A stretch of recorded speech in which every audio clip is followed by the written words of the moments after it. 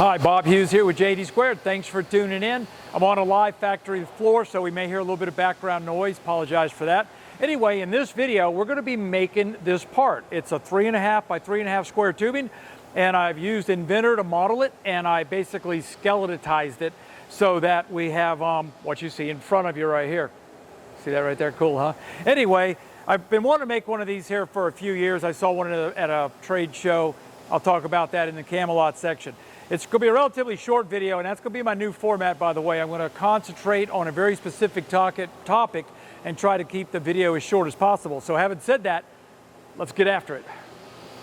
What you see in front of you is the fancy tube. I modeled it in Autodesk Inventor. It's 3.5-inch square tube with an 1/8-inch wall thickness. I then exported it as a step file. I went over to Camelot, and we'll just go ahead and do it right now. We're going to import that part. It'll come up here. It only takes a second or two to actually import it. Now it's asking, do I want to detect features? So I'll select yes. Detect features is what Camelot starts looking for anything it can find. A bend, even though this part doesn't have a bend, it's looking for bends, cutouts, things like that. That's what it's doing. Now, once it finds all these cutouts and the end cuts and everything, it's going to ask us, do we want to make a job? And I will say yes. Now, this is going to take a little bit of time. I don't know how long, 30, 40 seconds maybe. I'm not going to speed through the video. If you want to bump forward, you can. And the reason I'm not, I want you to see the actual real time that Camelot it's going to take to process this part right here. Anyway, to give you a real quick history on this part, I was at the trade show FabTech, and there was about a $750,000 laser there, maybe $1 million. It had auto load, so it must have been $1 million laser. And they had cut out something kind of similar to this, and it really impressed me. So I decided, and this was like 2 years ago I saw it, but I've always wanted to make something like it. So I finally decided yesterday, we're going to go ahead and make this part. So I created, I'm not really an artist or anything, but I did the best I could. I don't think it looks too bad for an amateur. Anyway, she should be just about done right now. I could have sped through this and played those games, but I didn't want to do it. Anyway, it's finished. You can see where it's got all the cuts there. And what it's asking me to do is save the job. I'm going to save it as fancy square tube.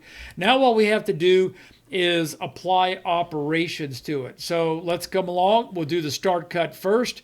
We're going to go ahead, and it's recommending, it's only giving me the option of a fine cut shielded or unshielded consumable. I want to use a 45 amp shielded. That's what I have out there, and it's not letting me override that. So me being us being the guys who write the software, you could bet I just put that on our list of enhancements to allow us to override the recommended consumables. All right, but anyway, we're going to go with this right here. Doesn't matter. I'm changing all this at the machine anyway. Let's go ahead and do the holes. I'm sorry, not the end cut, the holes. We'll do that. Okay. Now we're going to go ahead and do the end cut. And we'll say okay. And there we go. That's our 3 operations. The next thing we need to do is nest it. It doesn't matter the length because we're going to start at the end of the tubing, but I'll leave it at 36. I hit nest tubes. There it is. Let's go ahead now and run the post processor, which will generate our G-code. We'll save it as fancy square tube.ngc. Say OK. And that's it. If I come over here, here's all my G-code. I can now put this on a USB stick, head on out there to the machine, and start cutting.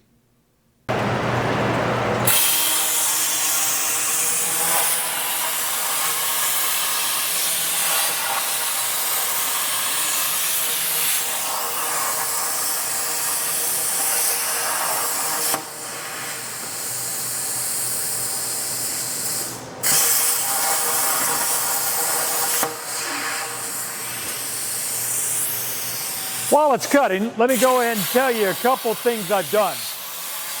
When you're cutting square tubing, Camelot, Inventor, SolidWorks and all is going to assume that these are perfect corners. However, when the manufacturers make square tubing, they're never perfect. They're pretty good, they're round, but they're not perfect. So the RC6 and our rotaries on our flatbeds have torque height control, and it's checking about I think it's 1,000th of a second. Every 1,000 times a second, it's looking for torch height. The problem is the corners are so tight that when you roll around real fast, the torch height control may not be able to keep up. Now, this is only dealing with square tubing. So what I did is the settings that the RC6 pulled up for this thickness of material, 1/8 inch, said it wanted a cut height of 60,000ths of an inch.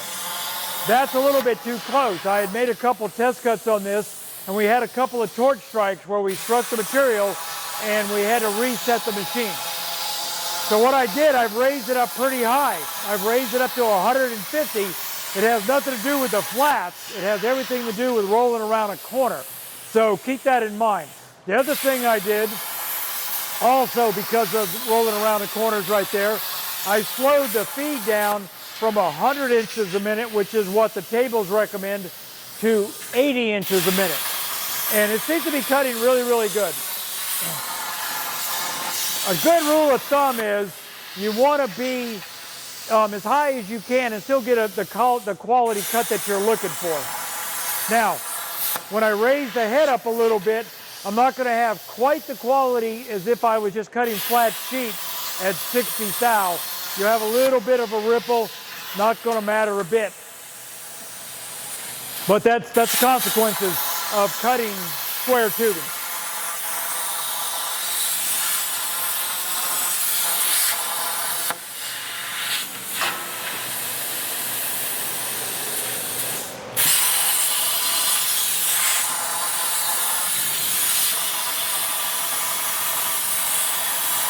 Now, I'm babysitting this part, and the reason is we don't have program restart implemented on our rotary cutters yet. It's very complicated to do.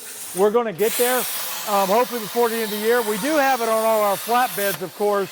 It works beautiful. However, rotary cutting, program restart is much, much more complicated to implement. Right now, Devin, that's what he does. He does the controller software, designs the controllers and all. He doesn't have time to work on restart because of our worldwide chip shortage. He's basically struggling getting chips, and we're looking at alternatives so we continue making machines, building boards and all. Once he's done with that, he is going to work on program restart. It's a high priority mission for us is to get that going. Hopefully by the end of the year.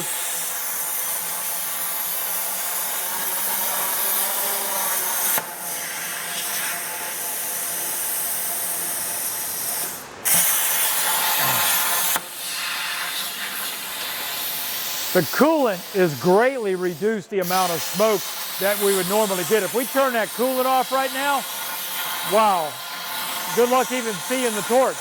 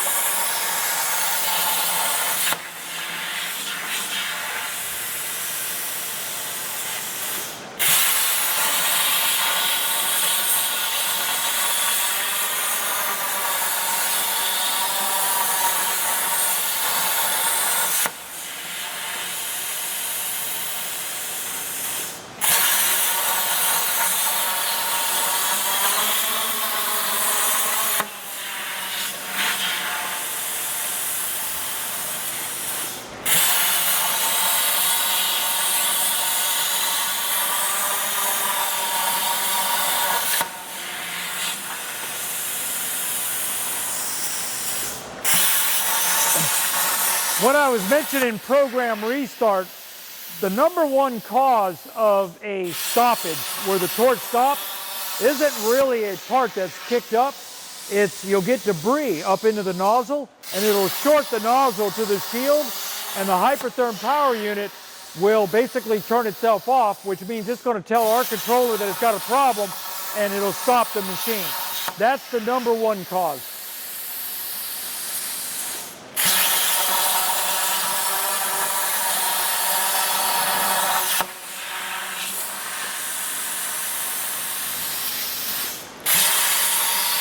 Another thing I could point out to you while it's still cutting is you might have asked yourself or might have noticed that we're not just cutting all the flats on one side. Obviously we couldn't cut the ones that roll around a corner, but we could do the flats. Why did we not do that?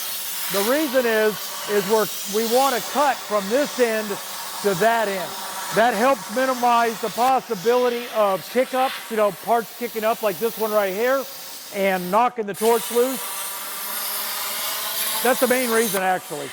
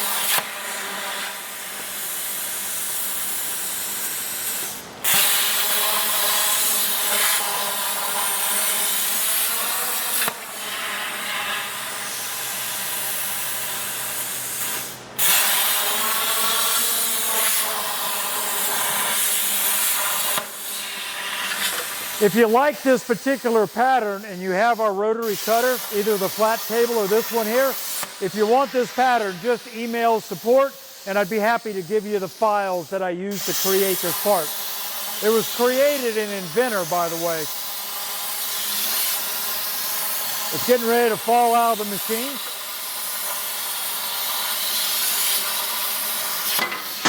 And we're finished. Okay, you saw it cutting. We ended up with a rough piece that looked like this right here. So we took it over into the welding area, used one of them belt grinders, I don't know what they're called, the ones that get up inside of tubing, and we ground that down, we polished the outside, we took it to powder, and we ended up with this, I think it's kind of cool, look, a piece of art, I guess you could say. We got a little bit more slag inside than we would normally get. In fact, a lot of it's just breaking off of my fingers. And that's because I did have to raise the cut height to 150 in order to accommodate the tighter corners of the 3.5-inch tube. I explained that during the cutting process. Anyway, I'm going to go ahead and get ready to get started on the next video. I want to thank you for watching and have a great day. Goodbye.